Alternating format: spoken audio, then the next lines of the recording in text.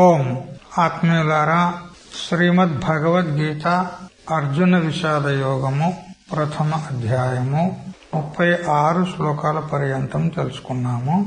ఇప్పుడు 37వ శ్లోకానికి అవతారిక మధుసూదని టీకా. ఫల అభావాద్ అనర్థ సంభవాచ్చ పరహింస న కర్తవ్య ఇది నచ శ్రేయోనుపశ్యామి ఇత్యారభ్య ఉక్తం తదుపసంహరతి. యుద్ధం చేయడం వల్ల ఫల అభావాత్ ఏం ప్రయోజనము లేదు, మరియు అనర్థ సంభవాచ్చ మరి అనర్థము ప్రాప్తిస్తుంది.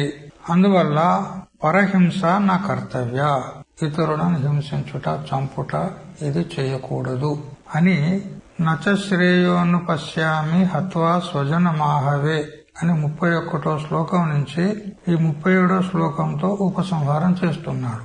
వారిని చంపడం వల్ల మనకి ఏమీ ప్రయోజనం లేదు, మరియు అనర్థం పాపం కలుగుతుంది, నరకం ప్రాప్తమవుతుంది అని ఈ విషయాన్నంతా చెప్తూ ఇప్పుడు ఈ 37వ శ్లోకంతో ఆ విషయాన్ని ఉపసంహారం చేస్తాడు.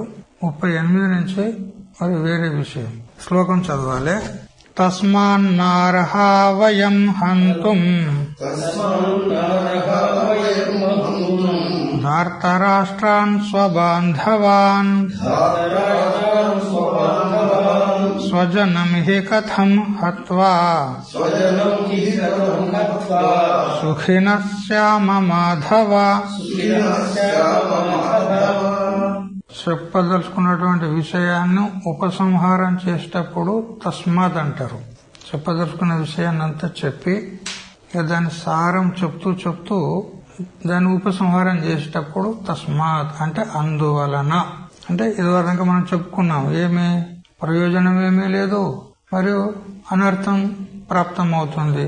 అందువలన ఆ కారణం వల్ల వయం అంటే మనము స్వబాంధవాన్ అంటే మన బంధువులే అయినటువంటి ధార్తరాష్ట్రాన్ కౌరవులను హంతుం న అర్హాహ చంపడానికి అర్హులము కాదు, తగిన వారం కాదు. అందువల్ల హే మాధవ అంటే హే కృష్ణ, స్వజనం అంటే మన బంధుజనాన్ని హత్వా చంపి కథం సుఖినః శ్యామ మనం ఏ విధంగా సుఖంగా ఉండగలం, మన వారినే చంపుకొని మనం సుఖంగా ఉండగలమా అని తాను చెప్పదలుచుకున్న విషయాన్ని ఇక్కడికి ఉపసంహారం చేస్తాడు.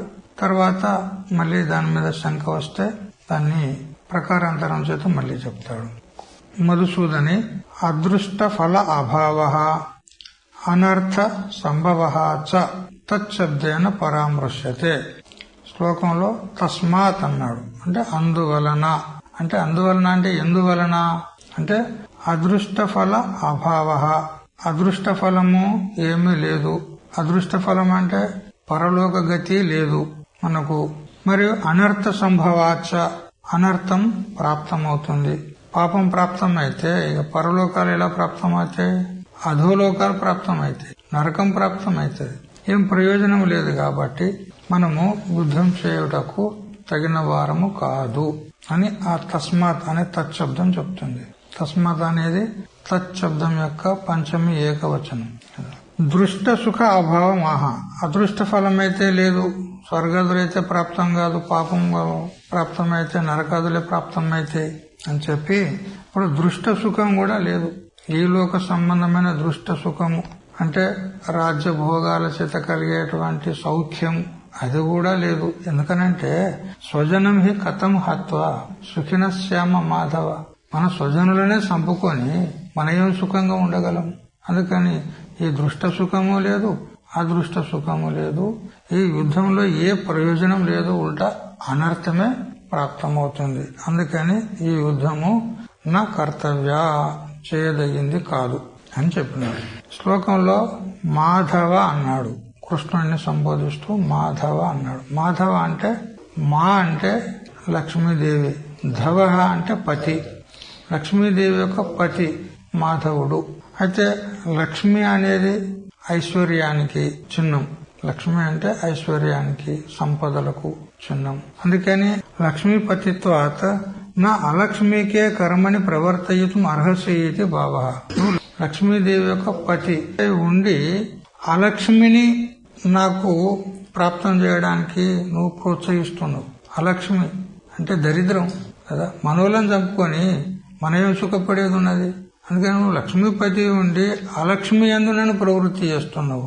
ఇది నీకు తగునా అని ఈ భావంతో మాధవ అనే శబ్దాన్ని ప్రయోగం చేశాం. తర్వాత శ్లోకానికి అవతారిక.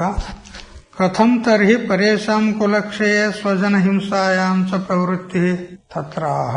సరేనయ్యా, స్వజనులను చంపుట ఇది పాపము, ఇది యోగ్యం కాదు అని నువ్వంటున్నావు. మరి వాళ్ళెందుకు ప్రవృత్తి అయ్యారు యుద్ధం చేయడానికి? కౌరవులు.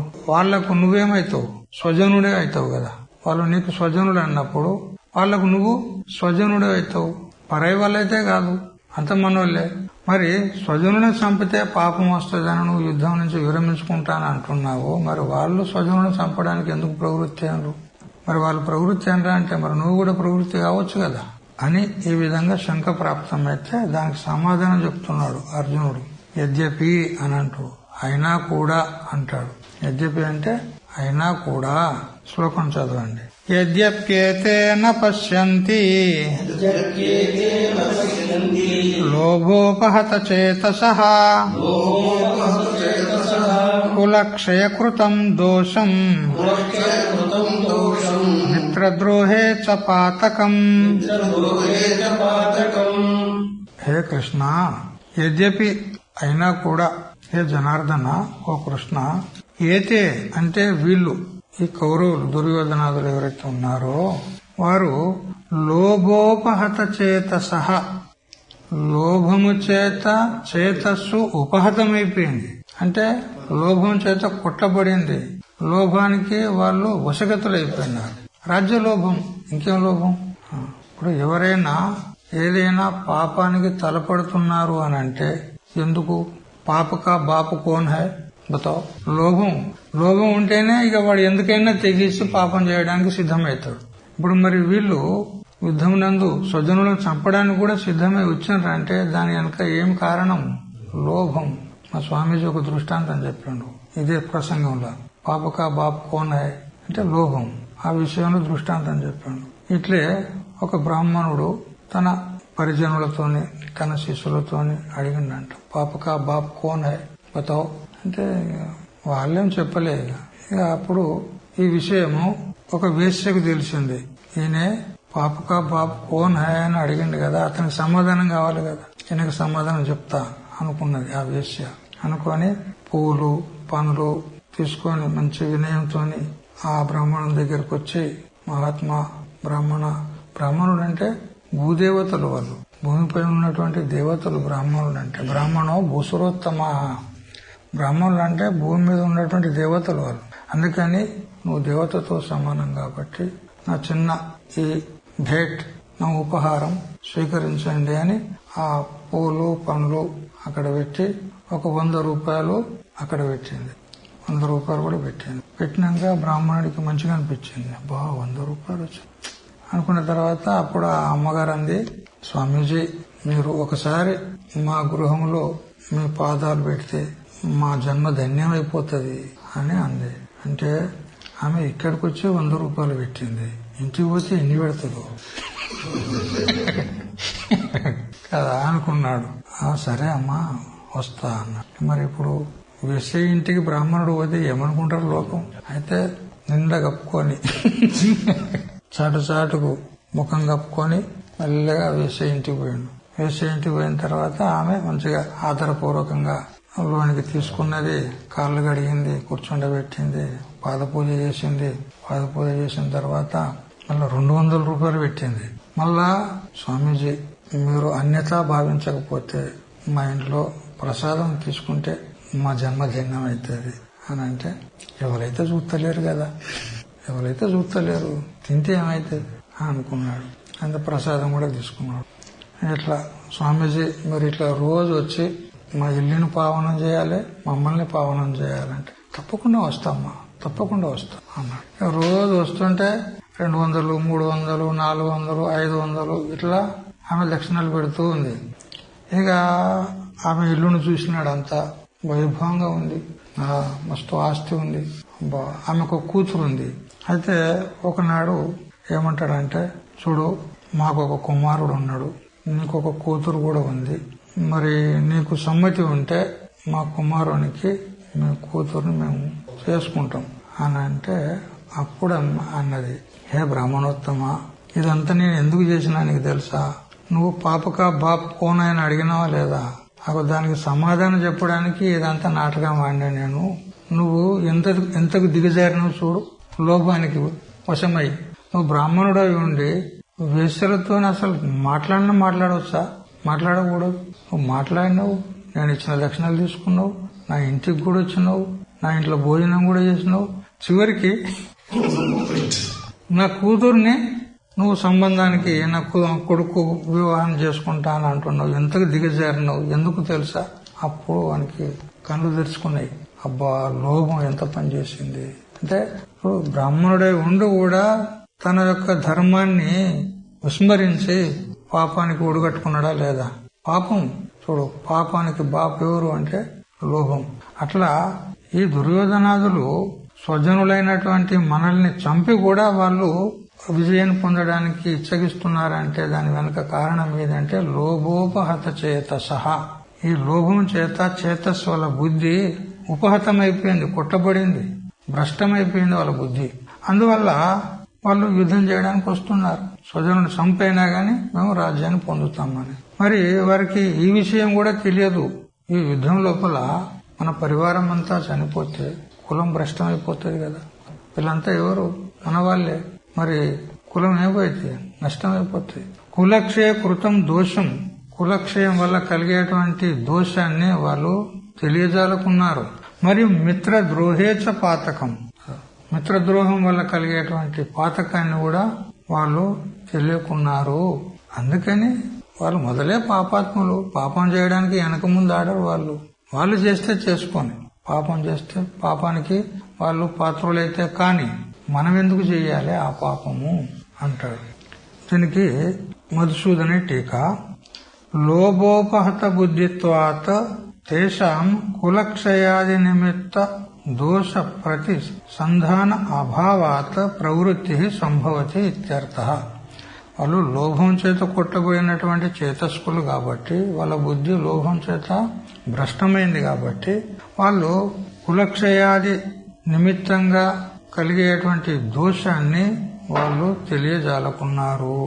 ఇంతేకాదు మిత్రద్రోహం చేత కూడా, వీళ్ళంతా ఎంతో మంది మిత్రులు ఉన్నారు, బంధువులు ఉన్నారు, వాళ్ళకు ద్రోహం చేసినట్టు అవుతుంది కదా. ఆ ద్రోహం చేత కలిగేటువంటి పాపము, ఆ దోషము వాళ్ళు తెలియజాలకున్నారు. అందుకని వాళ్లకు యుద్ధం నందు ప్రవృత్తి సంభవిస్తుంది. అతః ఏవ భీష్మాదీనాం శిష్టానాం బంధువదే ప్రవృత్తత్వాత్ శిష్టాచారత్వేన వేదమూలత్వాద్ ఇతరేషామపి తత్ప్రవృత్తి ఉచిత ఇది అపాష్టం హేతుదర్శనాచ్చ ఇది న్యాయాత్. కృష్ణుడు అనవచ్చు, హే అర్జున, చూడు, దుర్యోధనుడు అంటే వాడు లోభబుద్ధి గలవాడు. వాడు పాపం చేస్తాడు, లోభం చేత పాపం చేస్తాడు. కానీ ఎదురుగా భీష్ముడు ఉన్నాడు, ద్రోణుడు ఉన్నాడు, వాళ్ళంతా మహాజ్ఞానులు ఉన్నారు, ధర్మ సూక్ష్మాలను తెలిసిన వారు ఉన్నారు.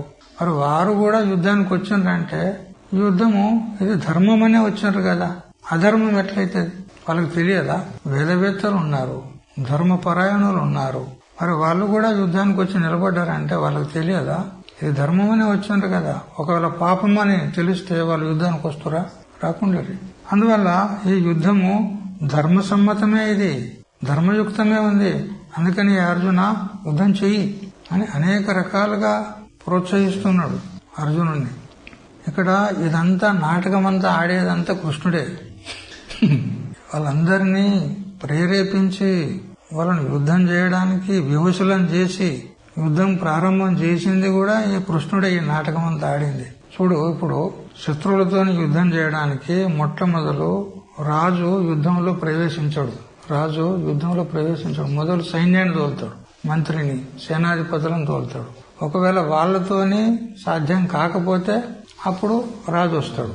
అతనితోని కూడా కాకపోతే అతని కంటే పెద్దలు ఎవరైతే ఉంటారో వాళ్ళు వస్తారు. ఇప్పుడు ఇక్కడ దుర్యోధనుడు రాజు, వర్తమానం రాజుగా వాడే. ధృతరాష్ట్రుడు అయినా గాని అంత ఆధిపత్యం అంతా దుర్యోధనుందే కదా. ఇప్పుడు అతడు ఎందుకు వచ్చిండు యుద్ధానికి మొట్టమొదలే? సైన్యాన్ని పంపేదుండే, సేనాపతులను పంపేదుండే. అతడు ఎందుకు వచ్చిండు? పోనీ వాడు వచ్చిండు. వాడు వచ్చిన తర్వాత మళ్ళా అతనితో పాటు భీష్మాదులు ఎందుకు వచ్చినారు? వృద్ధులు, పెద్దలు, ముసలోళ్ళు. వాళ్ళు తర్వాత చూడాలా, ఎవరితోని కాకపోతే అప్పుడు చూడాలి కదా. దుర్యోధనతో కూడా ఒకవేళ విజయాన్ని పొందేటువంటి సంభవం లేకపోతే అప్పుడు భీష్మాదులు రావాలి. కానీ అందరూ ఒక్కమ్మడిగా ఒక్కసారే వచ్చినారు. ఎందుకు అంటే ఆ విధంగా ఆ పరిస్థితిని, ఆ వాతావరణాన్ని ఏర్పరిచింది ఎవరు? కృష్ణుడే. ఎందుకు అందరిని ఒకే పని చేస్తే ఒడిసిపోతారు.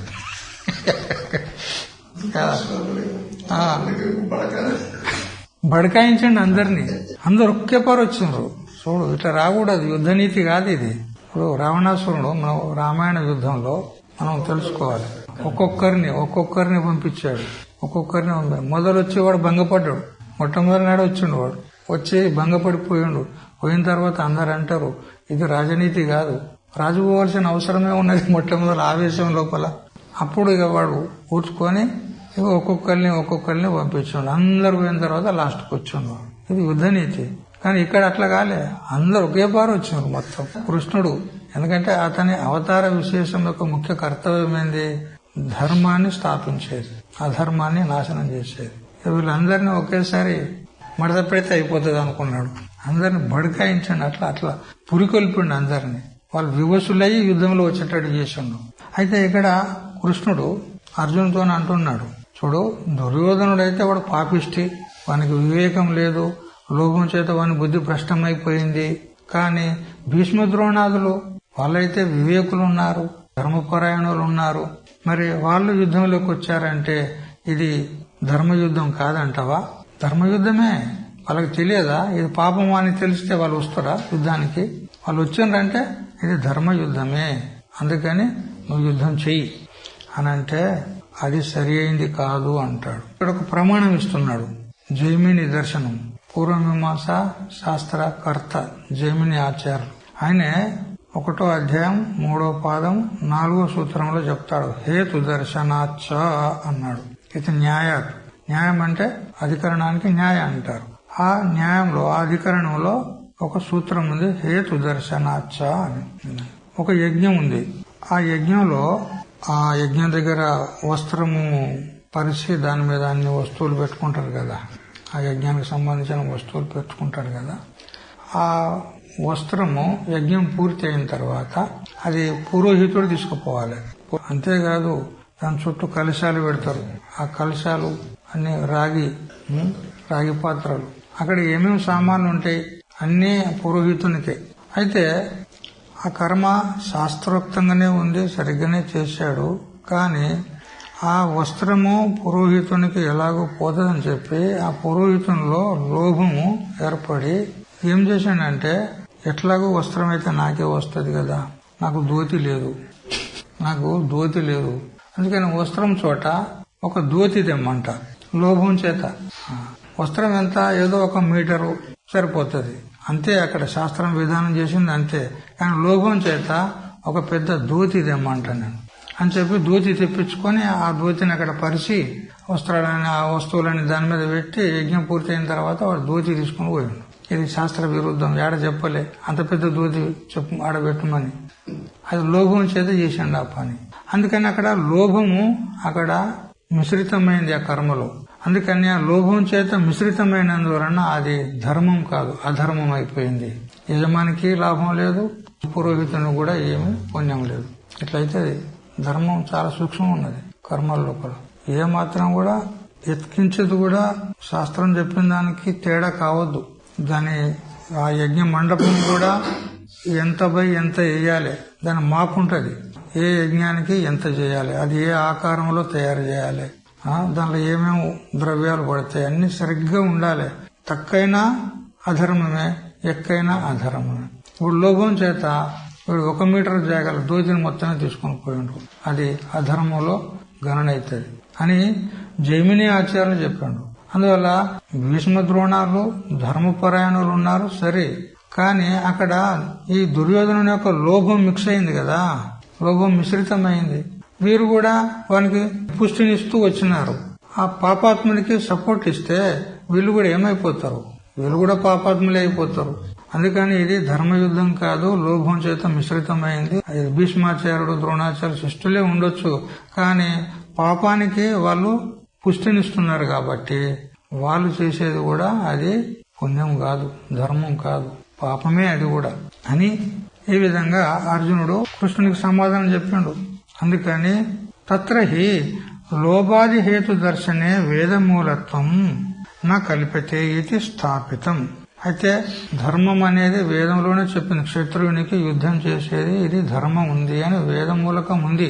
కానీ లోభం చేత మిశ్రితమైనందువలన అది అధర్మంలో పరిగణించబడుతుంది, ధర్మం కాదు అని అర్జునుడు సమాధానం చెప్తే, యద్యపి ఏతే నపశ్యంతి తథాపి, ఈ విధంగా సమాధానం చెప్పి అర్జునుడు అంటాడు, యద్యపి ఏతే నపశ్యంతి, ఏతే అంటే ఈ దుర్యోధనాదులు ఈ దోషాలను చూస్తలేరు. వాళ్ళు కదా స్వజనులను చంపితే దోషమని, మిత్రద్రోహం చేస్తే దోషమని వాళ్ళు చూస్తలేరు.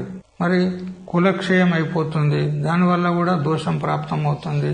ఈ దోషాలను వాళ్ళు చూస్తలేరు. తథాపి అయినా కూడా కథం అస్మాభి నా జ్ఞేయం ఇది ఉత్తర శ్లోకేన సంబంధ. వాళ్ళు తెలుసుకుంటలేరు, ఎందుకంటే లోభం చేత వాళ్ళ బుద్ధి భ్రష్టమైపోయింది. కానీ తెలిసి మనమెందుకు ఆ పాపం ఎందుకు చేయాలి? మనకు తెలియదా ఇది పాపం అని? తెలుసు కదా, ఆ పాపంలో ఎందుకు మనం ప్రవృత్తులం కావాలి? అందుకని కృష్ణ, ఈ యుద్ధము ఏ విధంగా విచారం చేసినా ఇది మంచిది కాదు, అందుకని యుద్ధమును మానుకోవడమే ఉచితం అని అర్జునుడు అంటాడు. ఇప్పుడు ఉత్తర శ్లోకానికి అవతారిక. కృష్ణుడు అంటున్నాడు, నన్ను యద్యపి ఏతే లోభాద్ ప్రవృత్తాహ, వారు లోభం చేత యుద్ధం చేయుటకు ప్రవృత్తమైనరు. తథాపి అయినా కూడా వాళ్ళు లోభం చేత ప్రవృత్తి అయినరు. కాని శత్రువునికి యుద్ధము స్వధర్మం ఉన్నది, తప్పకుండా యుద్ధాన్ని ఆచరించాలి, అనుష్ఠించాలి, యుద్ధంలో ప్రవృత్తులు కావాలి, అది వాళ్ళ ధర్మం ఉన్నది. ఎందుకంటే శాస్త్ర ప్రమాణం ఉన్నది. ఏమనంటే అహూతోన నివర్తేత ద్యూతాదపి రణాదపి, శత్రువు ఎదుట నిలబడి యుద్ధం చేయడానికి పురికొల్పుతుండ్రు ఎదుటివాన్ని, యుద్ధం చెయ్యి నాతోని, యుద్ధం చేయడానికి ప్రేరేపిస్తున్నారు మనల్ని. మరి ఎదుటి శత్రువు ఇంకొక క్షత్రియుణ్ణి యుద్ధం చేయడానికి ప్రేరేపిస్తే ఈ క్షత్రువుడు ఏం చేయాలి? యుద్ధం చెయ్యాలి, గత్యంతరం లేదు, ఇది ధర్మం ఉన్నది. ఎదుటివాడు వచ్చి కయ్యానికి కాలు దూగితే శత్రుడైన వాడు ఊరుకుంటాడా? వాడు ఊరుకుంటే వాడు క్షత్రువుడు ఎట్లయితాడు? అందుకని క్షత్రుని యొక్క ధర్మము, ఎదుటివాడు యుద్ధానికి రమ్మని పిలిచినప్పుడు తప్పకుండా యుద్ధం చెయ్యాలి వానితో. ఇది క్షత్రుని యొక్క ధర్మం ఉన్నది. యుద్ధంలో గాని జూదంలో గాని, జూదంలో కూడా శత్రువుడు కనుక ఇంకో శత్రువుని జూదం ఆడదాం రమ్మంటే పోవాలి, ఇది ధర్మం. అందుకే కదా ధర్మరాజు జూదం ఆడిండు.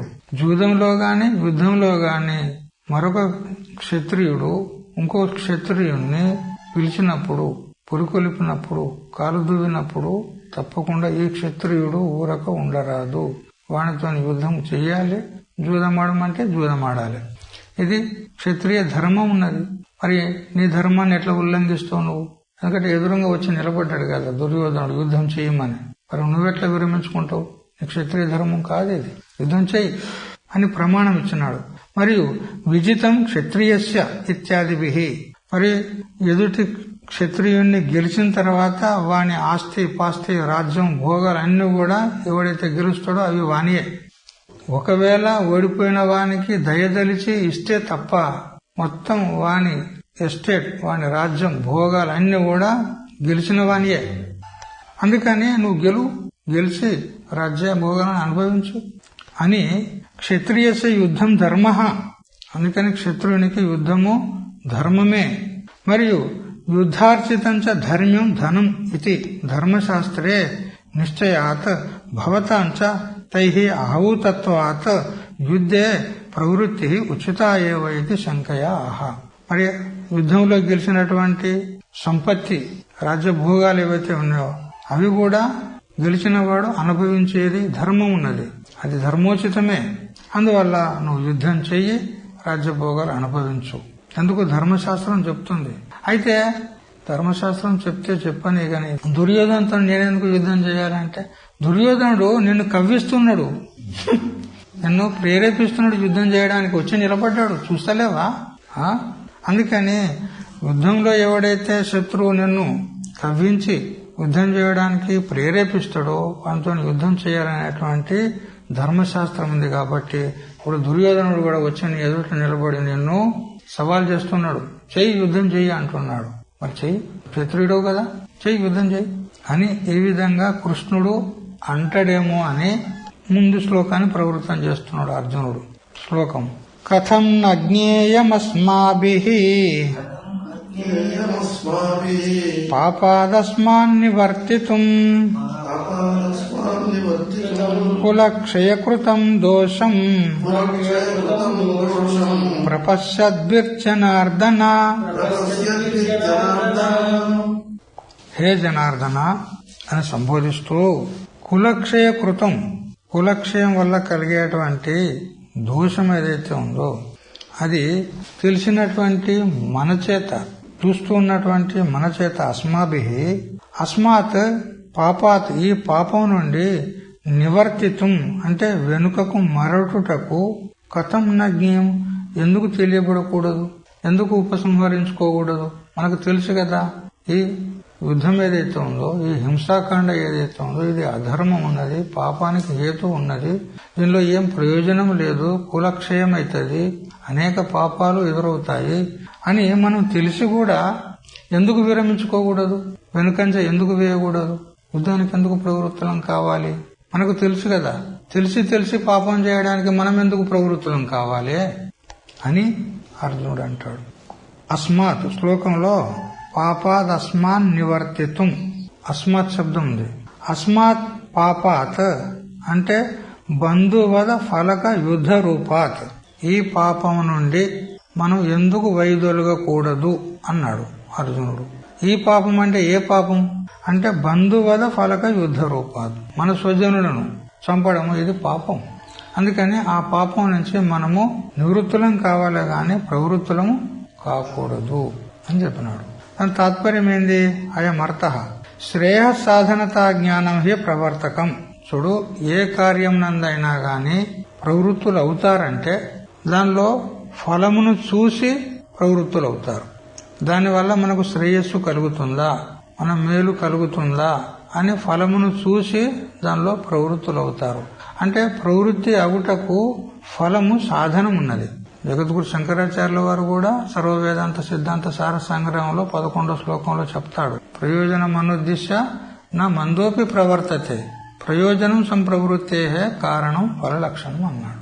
ఎంత మంద ప్రజ్ఞుడైనా కూడా ప్రయోజనాన్ని అపేక్షించకుండా ఏ కార్యంలో ప్రవృత్తుడు కాడు. ఎందుకు? ప్రయోజనం అనేది ప్రవృత్తికి కారణం ఉన్నది. ప్రయోజనం ఉందంటే ప్రవృత్తుడు అవుతాడు. మరి ప్రవృత్తి కారణం ఏమైంది? ప్రయోజనం. మొదలు ప్రయోజనం చేస్తాడు. అట్లా ఇక్కడ మనం యుద్ధంలో ప్రవృత్తులం కావాలంటే దానికి ప్రయోజనం ఎట్లా ఉండాలి? శ్రేయస్సు ఉండాలి, సత్ఫలితం ఉండాలి.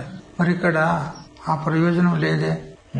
అందుకని శ్రేయస్సాధనత జ్ఞానం, చూడు ఈ కార్యము శ్రేయస్సుకు సాధనమైతది అనే జ్ఞానం ఉంటే అతడు ఆ కార్యంలో ప్రవృత్తుడు అవుతాడు. కానీ శ్రేయహాచ, శ్రేయస్ అంటే ఎట్లా ఉంటది? తద్ యద్ అశ్రేయో అననుబంధి. చూడు, మనకు చెడు కలగకుండా ఉంటే అది శ్రేయస్ అనబడుతుంది. క్షతి కలగకుండా, చెడు కలగకుండా ఉంటే అది శ్రేయస్ అనబడుతుంది. మరి ఒకవేళ ఆడ చెడు కలిగేది ఉంది అని తెలిసిన తర్వాత మనకు నష్టం అయ్యేది ఉంది, క్షతి కలిగేది ఉంది, పాపం కలిగేది ఉంది అని తెలిసిన తర్వాత అది శ్రేయస్సు కాదని తెలిసిన తర్వాత ఎట్లా ప్రవృత్తి కాకూడదు కదా. అందువల్ల అన్యత సేనాదీనామపి ధర్మత్వాపత్తేహే. చూడు, పాపకార్యంలో కూడా ప్రవృత్తి కావచ్చు అని అంటే మరి సేనాదుల యందు కూడా ప్రవృత్తి కావాలి. సేనం అంటే సేన యాగం అనేది ఒకటి ఉంటది. అది ఎందుకు చేస్తారంటే ఎవరైనా తన శత్రువును చంపడానికి ఖడ్గాన్ని చేతిలో పట్టుకొని వాడిని వెంబడించాడు, వాడిని చంపుతా అని. అయితే ఆ విధంగా బహిరంగంగా జనులందరూ చూస్తూ ఉండగా వాడిని చంపితే జనులు ఊరుకుంటారా? పైగా ప్రభుత్వం ఊరుకుంటుందా? ఊరుకోదు కదా. వానికి శిక్ష విధిస్తే జైలుకి పంపిస్తుంది. మరి ఇప్పుడు వాడిని చంపి నువ్వు సుఖపడుతున్నావా? నువ్వు జైలుకు పోతున్నావు కదా. అందుకని అట్లా కాదు, ఒక ఉపాయం చెప్తా అని ఒక శాస్త్రం, ఇది శాస్త్రంలోనే చెప్పింది, వేదంలోనే చెప్పింది శయనయాగం. ఈ శయనయాగం అనేది ఒకటి ఉంది, అది నువ్వు చేసినట్లయితే నువ్వు గుప్తంగా ఎవరికి తెలియకుండానే వాడిని చంపొచ్చు, ఇక నీకు శిక్ష పడేది ఉండదు, నీకేం దుఃఖం కాదు అని శయనయాగం విధానం చేసి చెప్పింది. శయనం అంటే ఒక పక్షి, శయనం అంటే ఒక పక్షి, ఆ పక్షి ఆకారంలో యజ్ఞకుండాన్ని రచన చేయాలి. పక్షి ఆకారంలో అనేక ఆకారాల యజ్ఞకుండాలు ఉంటాయి. ఆ శయనాకారమైనటువంటి యజ్ఞాన్ని రచన చేసి ఆ యజ్ఞం చెయ్యాలి. చేసినట్లయితే నీ శత్రువు చనిపోతాడు, నీ యజ్ఞం పూర్తి అయ్యేలోన వాడు చనిపోతాడు అని ఇట్లా చెప్పింది. అయితే ఎట్లయినా చంపడమే కదా, అంతే కదా. ఈ చంపడం అనేది పాపమా కాదా? పాపమే. మరి దాని ఫలం ఏంది? నరకం. నువ్వు గుప్తంగా ఎవరికి తెలియకుండా చంపవచ్చు, కానీ చంపినవు కదా, పాపమా కదా? మరి దాని ఫలం ఏంది? నరకమే. అందుకని ఆ శయనయాగానికి ఫలము నరకం. ఇష్టం లేదు అది, అది శ్రేయస్సు కాదు, అశ్రేయస్సు ఉంది అది. మరి ఒకవేళ పాపం నందు కూడా ప్రవృత్తి కావచ్చు అని అంటే మరి శయనయాగం నందు కూడా ప్రవృత్తి కావచ్చు, అది కూడా ధర్మమైపోతుంది. అది అధర్మం ఉన్నది, పాపానికి జనకం ఉన్నది. అది ఇటువంటి పాపకార్యాల్లో ప్రవృత్తి అయితే ఆ శయనయాగం కూడా అది ధర్మం లోపల గణన అయిపోతుంది. చేయొచ్చు అట్లా? శాస్త్రం ఒప్పుకుంటుందా? ఒప్పుకోదు. అందువల్ల ఎప్పుడైతే కార్యము చేత నష్టము లేదా అకల్యాణము, కీడు జరిగేది ఉందనుకో, అప్పుడు దాని నుంచి నివృత్తి కావాలి గాని ప్రవృత్తి కాకూడదు. కీడు జరిగినా పర్వాలేదు, ప్రవృత్తి కావచ్చు, అది ధర్మమే అనుకుంటే శయనయాగం కూడా ధర్మంలోనే గణన అవుతుంది. కానీ అది పాపకార్యం ఉన్నది, అట్లాంటి పనులు చేయొద్దు. ఆ శయనయాగం కూడా దాని యొక్క విధానము ఎట్లున్నదంటే, ఆ శత్రువు చస్తాడో లేదో గాని అది పూర్తి అయ్యే వరకు వీడే చస్తాడు. దాని విధానం అట్లా ఉంది, కఠినం ఉంది.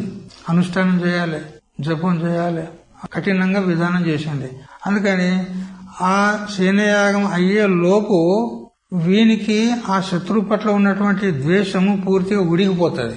ఆ యాగం అయితే పూర్తి కాదు, ఆ పూర్తి అయ్యే లోపల వీని బుద్ధి మారిపోతుంది. పోవంతే ఎవడు ఏదో వాడిని కోపం వచ్చింది మన అన్నాడు అయిపోయి అని అంతే వాడు చల్లగా అయిపోతాడు. ఒకవేళ చేసిండే అనుకో పట్టుదలతో వాడు నరకానికి పోతాడు. మరి ఇది అధర్మం కదా. అందుకని పాపకార్యాల్లో కూడా ప్రవృత్తి కావచ్చు, అది ధర్మమే అని అంటే మరి శయనయాగం కూడా ధర్మం లోపల గణన చేయవలసి వస్తుంది. ఈ యుద్ధము పాపకార్యం ఉన్నది, పాపం కలుగుతుంది. స్వజనులను చంపితే మనకేం పుణ్యం? పాపం కలుగుతుంది, నరకానికి పోతాం. అయినా కానీ నువ్వు యుద్ధంలో ప్రవృత్తులను చేస్తున్నావు నన్ను అంటే మరి శయనయాగము అనేటువంటి అధర్మ కార్యంలో కూడా ప్రవృత్తులు కావాలి, అది కూడా ధర్మకార్యం అయిపోతుంది. అట్లా కాదు. అందుకని ఈ యుద్ధం కూడా ధర్మం కాదు, ఆ శయనయాగం కూడా ధర్మం కాదు. అందుకని యుద్ధం చేసేది లేదు అని చెప్తూ ఈ శయనయాగం ఏదైతే ఉందో ఇది ధర్మం కాదు, పాపకార్యము అని చెప్పుటకు ఒక ప్రమాణం ఇచ్చినాడు శ్లోక వార్తికంలో.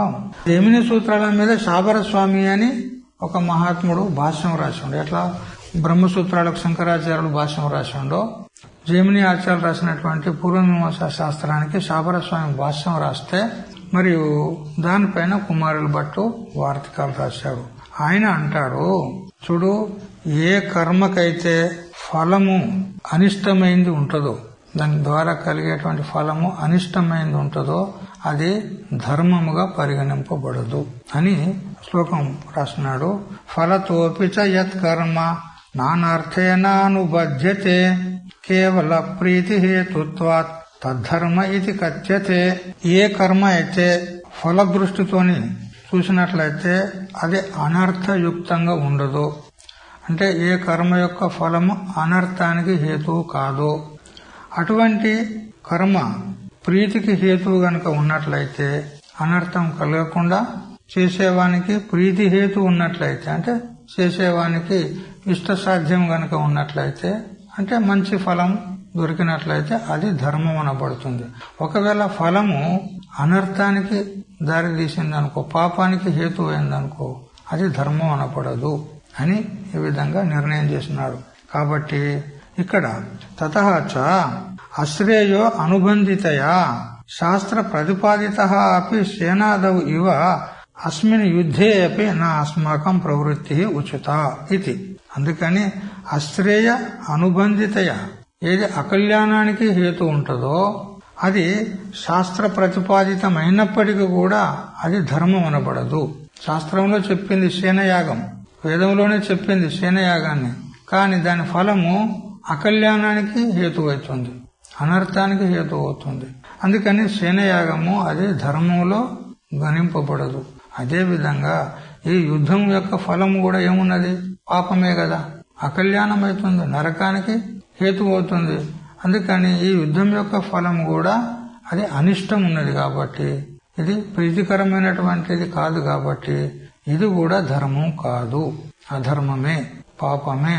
అందుకని ఈ పాపరూపమైనటువంటి యుద్ధ కర్మలో మనము ప్రవృత్తి అగుట ఉచితము కాదు. శాస్త్ర ప్రతిపాదితం ఉండాలి, మరి శిష్ట సమ్మతి ఉండాలి, ధర్మ అనుసారి ఉండాలి, మరియు అది సాత్వికం ఉండాలి, రాజసము తామసం ఉండకూడదు. ఇప్పుడు ఈ సేనయాగము రాజసం ఉంది, అందుకని సాత్వికం ఉండాలి, అదే ధర్మం అనబడుతుంది. కావున తతః చ అశ్రేయ అనుబంధితయా, ఈ యుద్ధకర్మం ఏదైతే ఉందో ఇది అశ్రేయానికి అంటే అకల్యాణానికి హేతు ఉన్నందువలన శాస్త్ర ప్రతిపాదితే అపి, ఇంతకు ముందుకు శాస్త్ర ప్రమాణాన్ని చూపెట్టాడు కదా కృష్ణుడు. ఏది? ఆహూతో న నివర్తేత జూతాదపి రణాదపి. ఎవడైతే శత్రువు ఎదుటి క్షత్రియుణ్ణి యుద్ధానికి పురికొల్పుతాడో, కవ్విస్తాడో అప్పుడు యుద్ధం చెయ్యాలి అని ధర్మశాస్త్రం ప్రమాణం చూపెట్టాడు కదా. శాస్త్ర ప్రతిపాదితమే ఉంది యుద్ధం, అయినా గాని దాని ఫలితము మాత్రం అకల్యాణం ఉంది. అందుకని ధర్మశాస్త్ర ప్రతిపాదితం అయినప్పటికీ కూడా దాని ఫలితము అకల్యాణానికి హేతు ఉన్నది కాబట్టి ఇది అధర్మమే.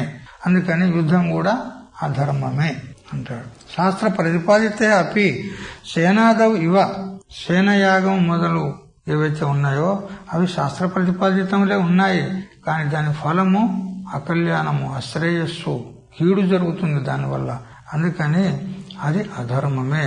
అట్లే యుద్ధ కర్మం శాస్త్ర ప్రతిపాదితం ఉన్నప్పటికీ కూడా దాని ఫలము అశ్రేయస్సు, పాపము, నరకం ప్రాప్తమవుతుంది కాబట్టి ఈ యుద్ధ కర్మం కూడా ఇది ధర్మం కాదు. అందుకని నా అస్మాకం ప్రవృత్తి ఉచిత, అందుకని మనం ఈ యుద్ధ కర్మలో ప్రవృత్తి అగుట ఉచితము కాదు అని 39 శ్లోకాల పర్యంతం తెలుసుకున్నాం. మిగతా విషయం రేపు తెలుసుకుందాం. హరి ఓం తత్సత్. ఓం సహనా భవతు సహనౌ భునక్తు సహ వీర్యం కరవావహై తేజస్వినావధీతమస్తు మా విద్విషావహై. ఓం శాంతి శాంతి శాంతి.